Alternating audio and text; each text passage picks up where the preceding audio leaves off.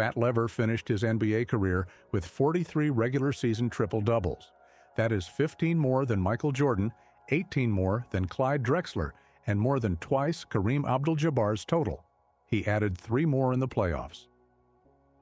Today, after an era in which triple-doubles became nightly headlines and entire seasons were built around them, Lever still sits 13th on the combined NBA list for regular season and postseason triple-doubles. Above him are names that define entire eras: Nikola Jokic, Russell Westbrook, Oscar Robertson, Magic Johnson, LeBron James, and Jason Kidd among them. Then comes Fat Lever, not a Hall of Famer, not an MVP, not a champion. Not even a player most younger fans would recognize if he walked into the arena wearing his old number 12. Yet for 6 seasons in Denver, this 6'3" guard produced box scores that seemed to belong to the modern NBA. He rebounded with front court players, stole the ball at an elite rate, ran one of the fastest offenses in the sport, and repeatedly reached statistical territory occupied by the most famous all-around players who ever lived. That is the mystery. Basketball did not forget the triple-double. It turned the triple-double into a symbol of greatness. What it forgot was one of the men who mastered it before the statistic became a brand. To understand how that happened, you have to begin before Denver, before the knee injury, and before a little brother's mispronunciation became one of the most misleading nicknames in NBA history. He was born Lafayette Lever on August 18, 1960 in Pine Bluff, Arkansas. He was the second of 3 sons. His father never lived with the family, so the household depended on his mother, Willie, and the relatives who helped hold it together. His younger brother, Elmer Jr., had trouble pronouncing all the syllables in Lafayette. What came out sounded like fat. The nickname stayed, even though the boy who carried it would grow into a lean, hard-conditioned professional athlete. Years later, newspapers would explain the story because the name and the body did not seem to match. By then, there was no separating the player from that single word in the box score. The family story was shaped by distance as much as by names. In 1970, Willie went west to find steady work. Her sons remained in Arkansas with their grandparents. About a year later, they joined her in Tucson, Arizona. The public record does not tell us exactly how that separation felt to a child, and there is no reason to manufacture a speech or a wound he never described. The facts already carry enough weight. A mother crossed the country to establish a more stable home. 3 boys waited. Then the family rebuilt itself in a desert city that could not have looked much like Pine Bluff. Tucson is where Lafayette Lever became Fat Lever to people outside his family. At Pueblo High School, he helped lead the program to back-to-back state championships. His senior team won 28 games by an average margin of nearly 29 points. Pueblo later placed his name on its gym, a permanent tribute for a player whose national story would become defined by how easily people forgot him. Lever did not remember himself as the most naturally gifted boy on those TMs. Near the school was a 3-mile running course, and Coach Roland Levetter asked his players to use it on Sundays. Lever sometimes needed 5 minutes longer than his teammates to finish. He ran it anyway. He believed extra work was the only way to keep up. The habit stayed with him. Lever later said that the lessons he carried into basketball and life began at Pueblo with Levetter. Long before Doug Moe handed him an NBA offense, Lever had learned to build his game through repetition and conditioning. Winning came first. The crowded box scores came later. When college recruiters arrived, the most obvious choice was the University of Arizona, right there in Tucson. Lever considered it, but chose Arizona State in Tempe instead. He later explained that he wanted enough distance to grow up while remaining close enough to home if his family needed him. It was a small decision with a revealing shape. He did not run as far as possible from home, and he did not remain in the easiest familiar place.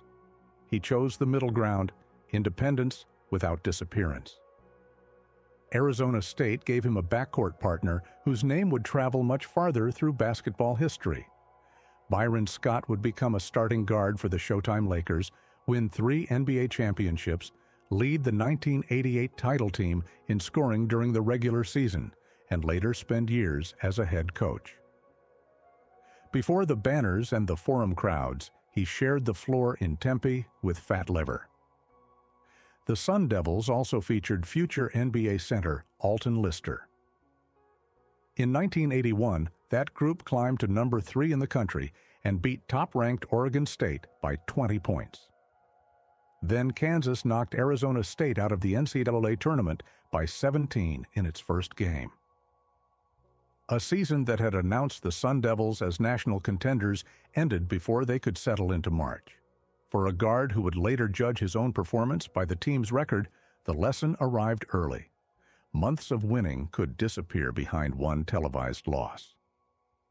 Lever returned with no college championship and no attempt to turn the defeat into an excuse. As a senior, while Scott remained in Tempe for another year, Lever averaged 16.3 points and led the Sun Devils in scoring. Scott would leave for the NBA after Lever graduated. Across his college career, Lever repeatedly led the team in the categories that would later define him: assists and steals. He earned first-team All-Pac-10 recognition in both 1981 and 1982. Decades later, Arizona State retired his number 12. He joined a small group of Sun Devils to receive that honor, including Byron Scott. Long before Denver raised the same number, the school had already made its judgment. Lever belonged permanently in the building. The NBA made its first judgment in June of 1982. Portland selected him 11th overall. That draft position created real expectations, but Portland was not an empty team waiting for a young guard to take control. The Trail Blazers had veterans, an established system under Jack Ramsey, and playoff ambitions. Lever entered a rotation in which competence was not the same thing as ownership. His rookie numbers were 7.8 points, 5.3 assists, and 1.9 steals per game. The scoring looked ordinary. The other two figures did not. A first-year guard was already creating for teammates and taking the ball away at a rate that predicted something larger. There were flashes. In his NBA debut, Lever recorded 9 points, 7 assists, and 4 steals. In December of his second season, he came off the bench against New Jersey, scored 28 points, and hit a three-pointer that forced overtime in a Portland victory. The player Denver would later unleash was visible, but only in fragments. Then Portland made a trade that would reshape 2 franchises and change Lever's life. The simplified version says Portland gave up on Fat Lever and Denver stole him. The real deal was larger and more interesting.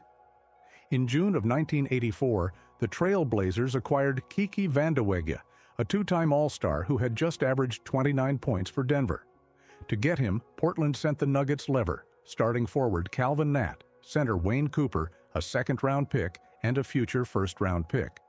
Lever was not the centerpiece in the public discussion. Vandeweghe was the star.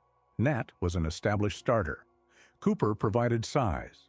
Lever was a young guard included in a package Portland believed was worth exchanging for one of the league's most polished scorers. The reasoning made sense at the time.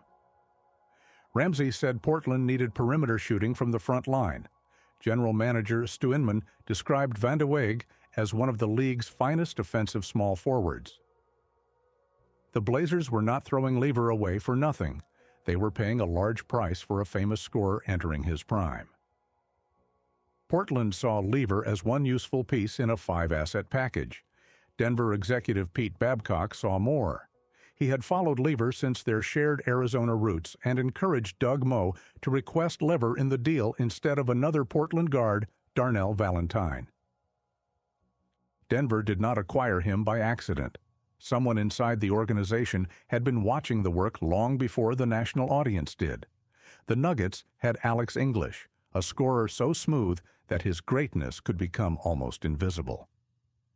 English would score more points during the 1980s than Magic Johnson, Larry Bird, Kareem Abdul-Jabbar, or any other NBA player. He would make 8 straight All-Star teams and eventually enter the Hall of Fame. Denver also had Doug Moe, a coach who treated hesitation as a basketball sin. Moe's offense moved. The wings operated around the extended free throw line, the center worked high, cutters searched for gaps, and the first good opportunity was often the correct one. Denver wanted to turn rebounds and turnovers into attacks before the defense organized itself. It was fast, but not random. The system required players who could read several actions at once. Lever could steal the ball, collect the rebound, make the outlet pass, or eliminate the outlet entirely by pushing the ball himself. He did not need Denver to call a possession for him before he could effect it. That made him ideal for a team whose star scorer already demanded attention. In his Nuggets debut, Lever produced 14 points and 12 assists in a win over Golden State. Less than 2 weeks later, Denver walked into the Forum to face the Los Angeles Lakers. The Lakers were the glamorous center of the Western Conference, with Magic Johnson directing the break, Kareem Abdul-Jabbar controlling the interior, James Worthy flying down the wing, and celebrities watching from courtside. Their fast break had become an image of the decade. On November 6, 1984, the new Denver point guard answered Showtime with 24 points and 18 assists. The Nuggets won in Los Angeles. Lever had spent 2 years fighting for room in Portland. Now, against the league's most celebrated point guard and in its most theatrical arena, he directed Denver with a statistical line that looked like a challenge. The game did not make him as famous as Magic. It showed that he could enter Magic's world without shrinking. The transformation was immediate because Denver did not ask Lever to become a different player. It asked him to do more of what he already understood. He started every game he played that season and averaged 12.8 points, 7.5 assists, 2.5 steals, and 5 rebounds. The most important number was 52. That was how many regular season games Denver won. The Nuggets eliminated San Antonio in the first round of the playoffs and met Utah in the conference semifinals. In Game 1, Lever created a performance that still looks almost fictional. 19 points, 16 rebounds, and 18 assists. Denver won by 17. At the time, only Wilt Chamberlain was known to have reached at least 15 points, 15 rebounds, and 15 assists in a playoff game. Jason Kidd, LeBron James, and Nikola Jokic would later enter that territory. Lever reached it in his first postseason with Denver as a 6'3" guard, less than a year after being included in the price for Kiki Van de Weghe. It was not a decorative triple-double in a meaningless April game. It came in the opening game of a playoff series.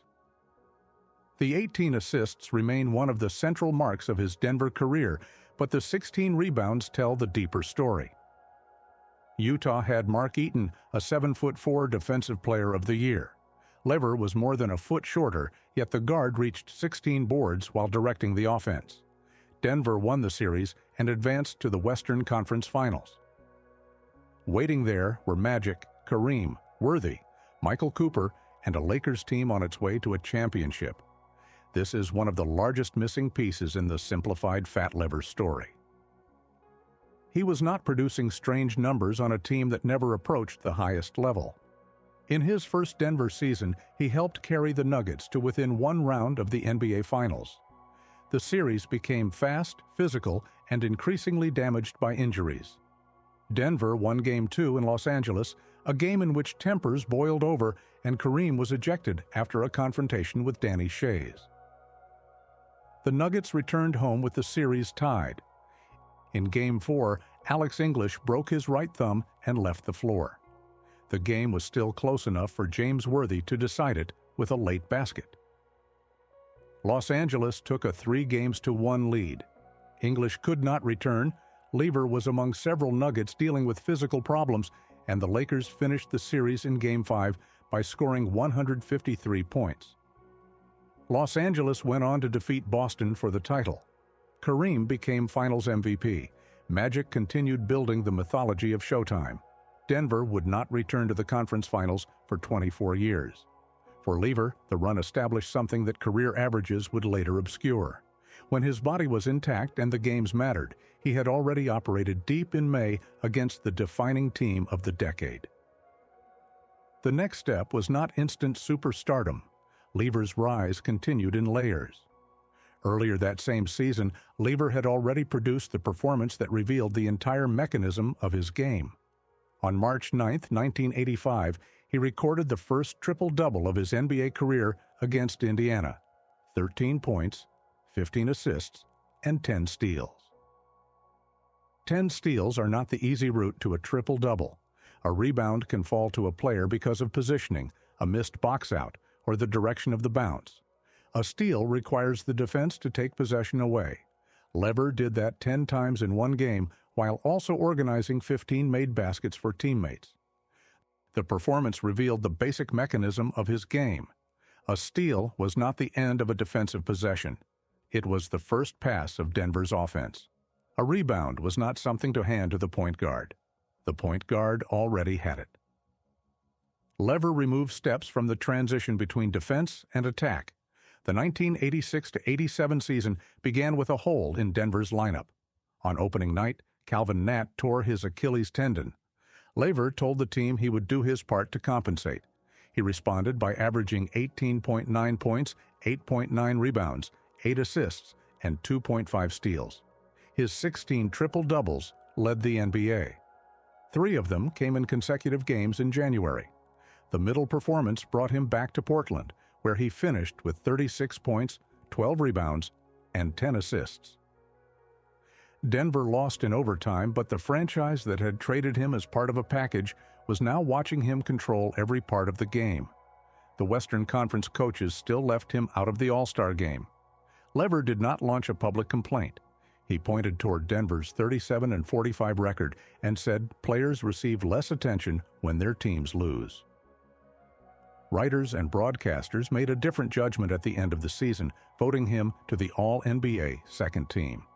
That summer, recognition did not make Lever secure. Denver nearly traded him and Danny Shays to Washington for Jay Vincent and Jeff Malone. The deal collapsed only after Indiana selected Reggie Miller ahead of the Bullets, taking away the player Washington had hoped would replace Malone. Lever had gone home expecting to be moved. His first concern was not the insult to his statistics. It was his wife, Charlene, and the difficulty of relocating a family after the season had already begun. He understood trades were part of the business, but admitted the possibility hurt because he believed he had done enough to earn another year in Denver. Then Charlene noticed that her husband's face appeared on the cover of Denver's new media guide beside Alex English, Calvin Nat, and Doug Moe. She joked that the team could not trade him now. His picture was on the cover. Lever said it made him feel a little better. 3 days before the season, Denver acquired the smaller, faster Michael Adams to handle more of the point guard work.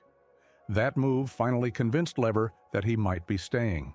He shifted toward shooting guard, free to attack the glass, defend, and arrive as a second playmaker. Lever explained the arrangement in practical terms. Adams could push the ball while Lever rebounded, then find him trailing the break. The change matters because it disproves the idea that Lever's statistics depended on monopolizing the ball. He remained a triple-double threat even after another guard assumed more of the traditional point duties.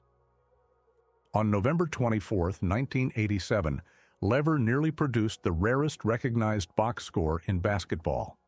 After 3 quarters against New Jersey, he had 21 points, 13 rebounds, 14 assists, and 8 steals. 2 more steals would have given him a quadruple-double. Denver led comfortably, so Doug Moe left him on the bench for the entire 4th quarter. There was no attempt to chase the final 2 steals against a beaten opponent. The game was over. What happened the next day revealed more than the missing quadruple-double. Lever had played more than 40 minutes, and Moe planned to rest him during practice. Lever watched from a seat, grew restless, then stood and began running baseline to baseline along the side of the court. Assistant coach Alan Bristow looked at Moe. Lever appeared to want into the scrimmage so badly that the coaches finally gave in. Moe later said keeping him out might have hurt his feelings. Lever offered a simpler explanation. He had not run enough during the game and wanted to maintain his conditioning. That was how his teammates knew him. Rarely absent from practice, basketball or running throughout the summer.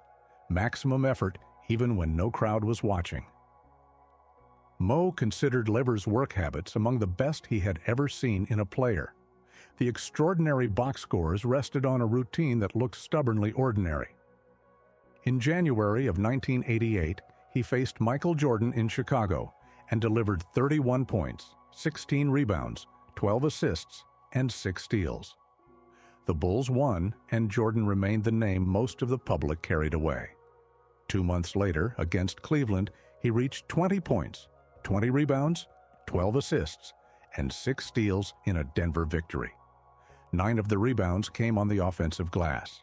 Lever weighed roughly 170 pounds. 9 of those rebounds came on offense, collected in the most crowded part of the floor among bodies built to move him out of the way. Center Blair Rasmussen responded with the obvious question: how many guards get 20 rebounds and how many centers get 20? Lever recorded 2 games that season with at least 20 points, 20 rebounds, and 10 assists. It was rare for anyone, regardless of position. The Cleveland performance also helped explain why traditional positions did not capture him. He was listed as a guard, but his actual role changed from possession to possession. He might defend the ball, crash from the weak side, secure the rebound, make the first pass, receive the return, and finish the break. Calling him a point guard described where he stood at the beginning.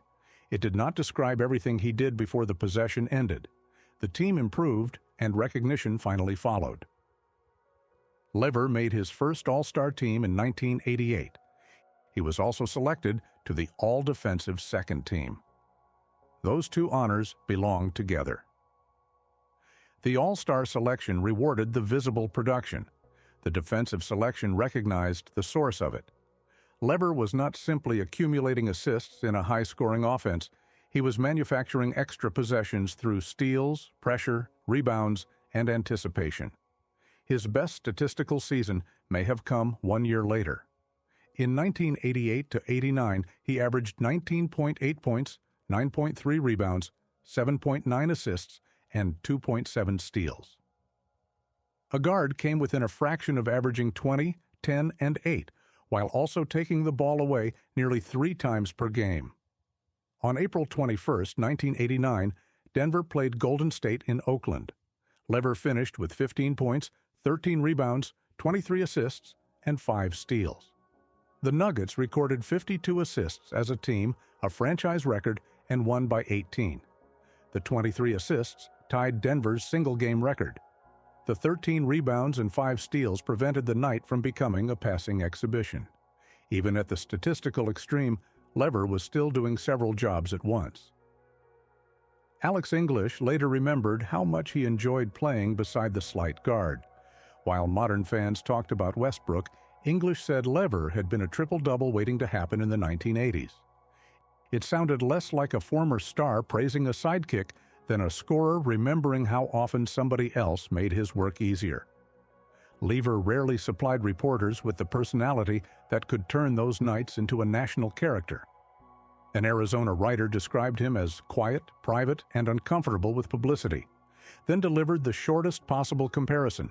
Charles Barkley, he wasn't. When Lever was asked whether one season was better than another, he returned to Denver's record. More team wins meant a better year. Magic smiled for the cameras, Bird stared opponents down, and Jordan was becoming an international image.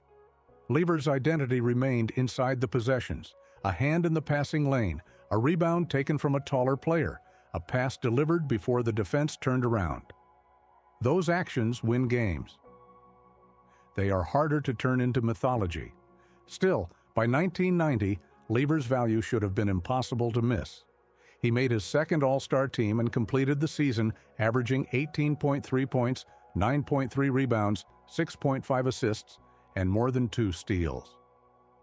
More strikingly, he led Denver in scoring, rebounding, assists, and steals. Not the guards, not the backcourt. The entire team in all 4 categories. Then the Nuggets traded him. The timing gave the move the appearance of betrayal. Lever was not limping through a farewell season. He was a current All-Star who had just led the franchise in every major counting category. Denver sent him to Dallas for the 9th pick in the 1990 draft and a first-round selection the following year. The Nuggets' public explanation was unsentimental. Team president Carl Scheer said the roster needed a facelift. The organization hated surrendering a player of Lever's caliber, he said, but believed the move would improve Denver over the long term. Lever was not completely surprised. He later told reporters that he had expected to be traded. What surprised him was the destination. He had not expected Dallas. That detail introduces a tension the polite transaction summaries usually remove. The player understood that Denver was preparing to change. He did not control where the change would send him. 6 years of becoming the nervous system of one franchise ended with a phone call and a new uniform. Dallas believed it had found a bargain. Mavericks coach Richie Adubato said getting Lever for the 9th pick was a tremendous deal, reasoning that a rookie would need time while Lever was a proven veteran who could be placed into any situation. General manager Norm Sonju imagined him strengthening a backcourt that already included Derek Harper and Rolando Blackman. But any situation did not mean the same situation Lever had occupied in Denver. Dallas already had established guards. Reports indicated that he might initially come off the bench. The Mavericks were buying versatility, experience, and insurance, not necessarily handing him control of the team. The destination was not entirely unfamiliar. Alex English, whose contract Denver did not renew, also joined Dallas that offseason. For a moment, it looked as if part of the old Nuggets machine might be reconstructed in Texas. English could score. Lever could connect the floor. Dallas had reached the Western Conference Finals only 2 years earlier and believed veteran talent could return it to that level. The trade also had a second story unfolding back in Denver. The 9th pick did not remain the 9th pick. The Nuggets combined it with their own number 15 selection and traded up to number 3. There they selected Chris Jackson, the electrifying LSU guard who later became Mahmoud Abdul-Rauf. That transformed Lever's departure into more than a veteran for assets calculation. Denver was exchanging one era of guard play for another. Lever had built his value through balance, defense, rebounding, and anticipation. Jackson arrived with astonishing quickness and scoring ability. The franchise was not merely getting younger, it was choosing a different kind of future. The second first-rounder from Dallas continued through another chain of transactions. Draft choices became pieces in a larger attempt to rebuild the roster, including a later deal involving Michael Adams. The clean headline, 2 first-round picks for Fat Lever, concealed a web of decisions that would affect several TMs. For Dallas, none of that mattered if Lever played like the man it had acquired. He made it through 4 games. Inflammation had troubled his right knee since training camp. In November, doctors performed arthroscopic surgery. What looked at first like an interruption became the dividing line of his career. The contrast is brutal. During his first 8 NBA seasons with Portland and Denver, Lever had missed only 20 games. In his first 2 seasons with Dallas, knee problems kept him out of 129 of a possible 164. The player defined by constant involvement was suddenly defined by absence.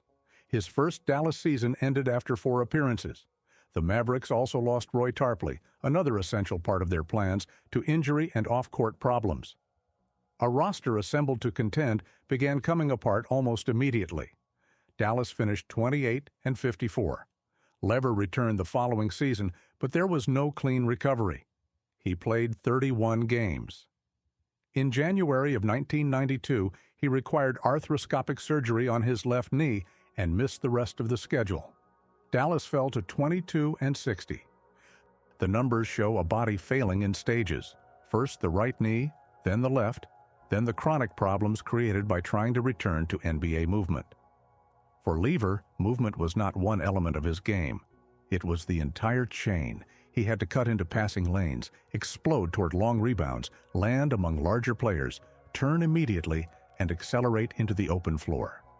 A slower scorer can sometimes relocate his game to the post. A shooter can preserve value by spacing the floor. Lever's advantage came from linking multiple actions faster than an opponent recognized them. The knees did not merely take away his speed, they broke the links. By October of 1992, Lever said that unless something drastic changed, he expected to miss the entire season. He did. Dallas played all 82 games without him. The Mavericks won 11. That 1992-93 team became one of the worst in NBA history. Lever's absence was not the only reason. The organization was already disintegrating through injuries, departures, and a contract dispute with rookie Jim Jackson. But the setting deepened the tragedy. Lever had arrived as a veteran addition to a playoff-minded club. 3 seasons later, he watched from the sideline as Dallas lost 71 games. It would be easy to end his playing story there. A former All-Star undergoes repeated knee procedures, misses a full season at age 32, and quietly disappears. That is how many careers finish.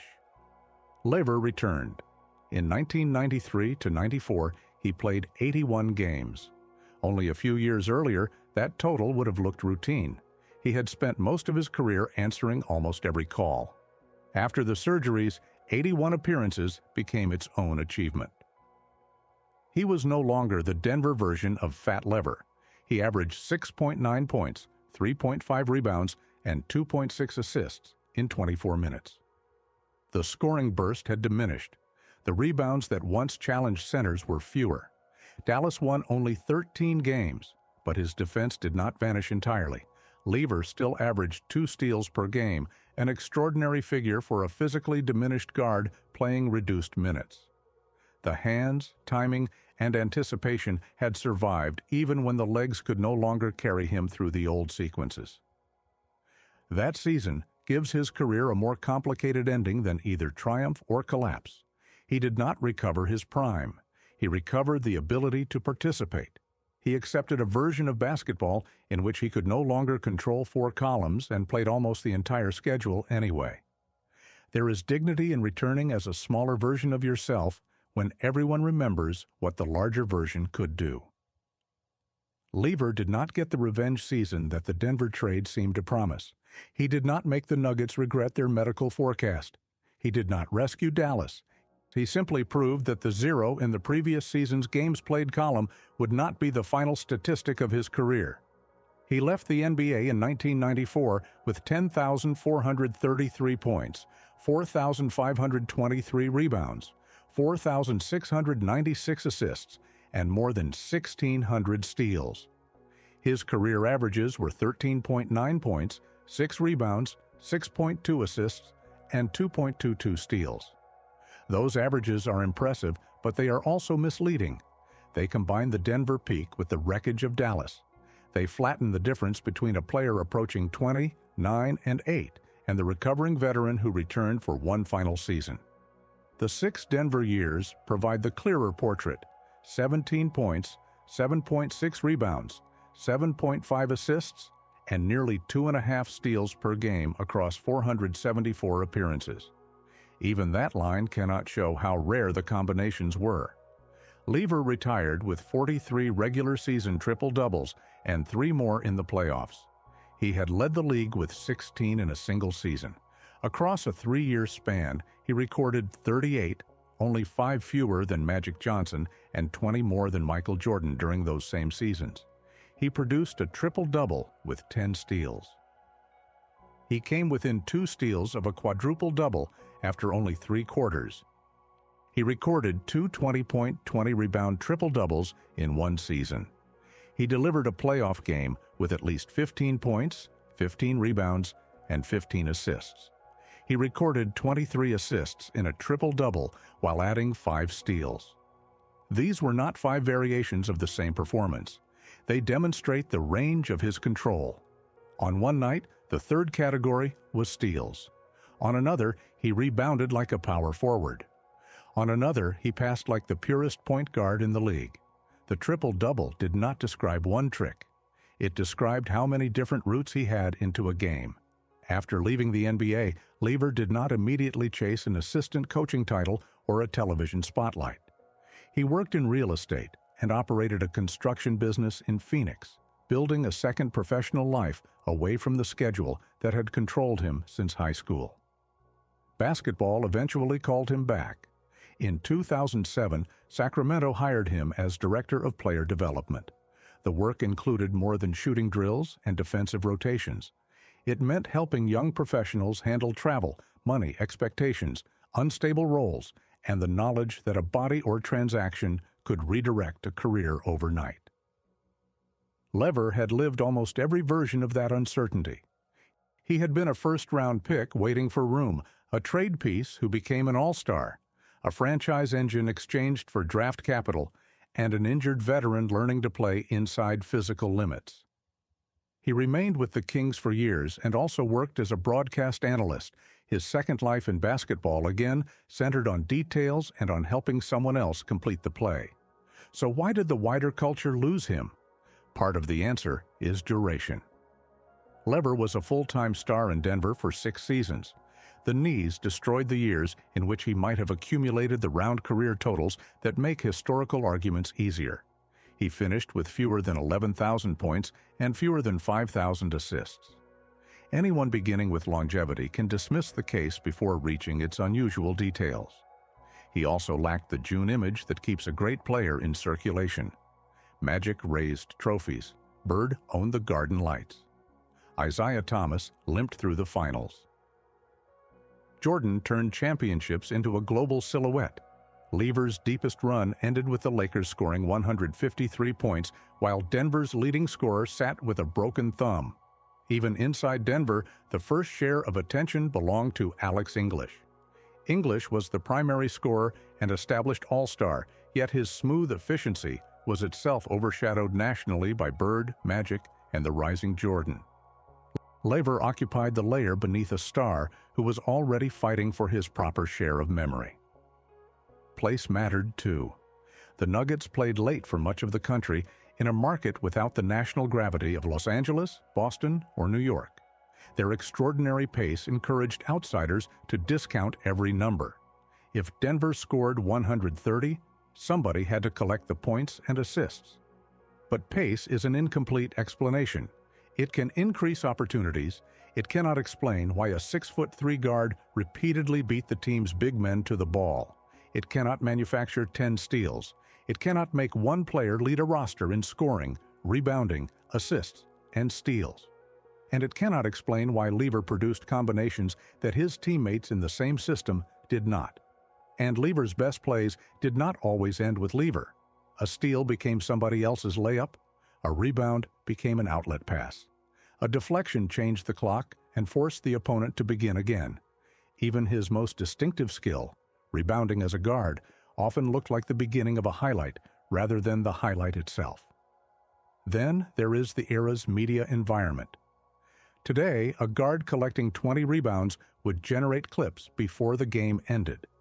A near quadruple double through 3 quarters would become a trending argument about whether the coach should put the player back in. Every unusual line would be compared instantly with a searchable historical database. Lever's performances usually survived first as numbers in a newspaper. The motion disappeared. A reader saw 13 rebounds, but not the route he took around the box out. The record book preserved the result while erasing the method. The modern triple-double boom eventually brought him back into the conversation. Russell Westbrook averaged 1 for a full season. Nikola Jokic began producing them in the same Denver uniform. Broadcasters and fans looked backward for comparison and kept encountering a name that did not fit their mental list of superstars. That created a beautiful connection between 2 eras of Nuggets basketball. For decades, Lever owned the franchise record with 43 regular season triple-doubles. Jokic tied it in December of 2020, then moved past it days later. The record changed hands without diminishing Lever. If anything, Jokic helped explain him. Denver fans watching a center rebound, initiate the offense, and create advantages before a defense could organize, finally had a modern visual language for the old guard's impact. The players were different in size, skill, and historical level, but both refused to remain inside a positional box. Jokic also created the kind of global spotlight Lever never received. Each triple-double became part of an MVP case. Each passing angle circulated online. The comparison showed that statistics do not create fame on their own. They need a winning context, sustained availability, postseason success, and a machine capable of replaying the evidence. The Hall of Fame question remains the sharpest test of Lever's legacy. The case against him is real. He was selected to only 2 All-Star games. He made 1 All-NBA team and 1 All-Defensive team, both second team. He never finished a season as the unquestioned best player at his position. Magic Johnson and Isaiah Thomas occupied that conversation, with John Stockton rising behind them. Lever's peak was brilliant but compressed. His career totals are not overwhelming, and he has no championship. That is why calling his exclusion a conspiracy would weaken the story. There is no evidence of a secret campaign against Fat Lever. Hall of Fame voters are not hiding 43 triple-doubles. They may simply place greater weight on longevity, titles, and repeated elite honors. But the case for him is equally real. Very few guards have ever produced his combination of scoring, rebounding, playmaking, and theft. He made All-NBA while averaging nearly 19, 9, and 8. He helped a 52-win team reach the Western Conference Finals. His playoff performance against Utah remains part of an almost impossibly exclusive statistical class. He led the league in triple-doubles before the achievement became central to player marketing. At the end of his final healthy Denver season, he led his team in 4 major categories and made the All-Star game. The Hall is also the Basketball Hall of Fame, not merely a museum of NBA career totals. Lever led Pueblo to 2 state titles, developed into a 2-time first-team All-Pac-10 guard, and had his number retired at Arizona State. The full basketball life is stronger than the NBA totals alone suggest. His candidacy lives in the gap between peak and duration. If a voter asks how long he was great, the answer may feel insufficient. If the voter asks how many guards were ever great in quite this way, the list becomes very short. The knees shortened the evidence, but they did not make it ordinary. The Hall of Fame can continue debating whether 6 great Denver seasons were enough. Denver no longer debates whether they mattered. In October of 2017, Lever accepted what he thought was a casual invitation to visit the Nuggets before the season. He toured the arena and watched a morning shoot-around. When practice ended, Coach Michael Malone spoke to the staff. Then team president Josh Kroenke stepped forward holding a number 12 jersey and called Lever onto the court. Kroenke asked how he would feel about seeing that number in the rafters. Lever had no prepared response. The quiet man who had spent a career avoiding publicity stood in front of the organization fighting back tears. He said the news had come completely out of the blue. The people who kept the secret, he joked, must have owned a vault. Mostly, he repeated that he was grateful and still in shock. The ceremony took place on December 2nd against the Los Angeles Lakers. More than 3 decades after Lever had walked into the Forum and produced 24 points and 18 assists against Magic's team, another Lakers team watched Denver raise his name above the floor. Alex English spoke that night. He had once shared the scoring load, the fast break, the conference finals run, and the painful summer when Denver moved on from both men. English's number was already overhead. Now Lever's joined it. Pueblo had honored the boy who ran the extra miles. Arizona State had honored the guard who chose enough distance to grow up without leaving his family behind. Denver honored the player who made every possession contain more possibilities. The National Hall may never reach the same conclusion. That uncertainty is part of his story, but it does not have to be the ending. The ending is a surprised 57-year-old man looking up at the place where his number would hang, overwhelmed because a career built on quiet work had finally become impossible for his basketball home to overlook. The game did not lack evidence of his greatness. It lacked the habit of replaying it. Basketball remembered the triple-double. Why did it take so long to remember Fat Lever?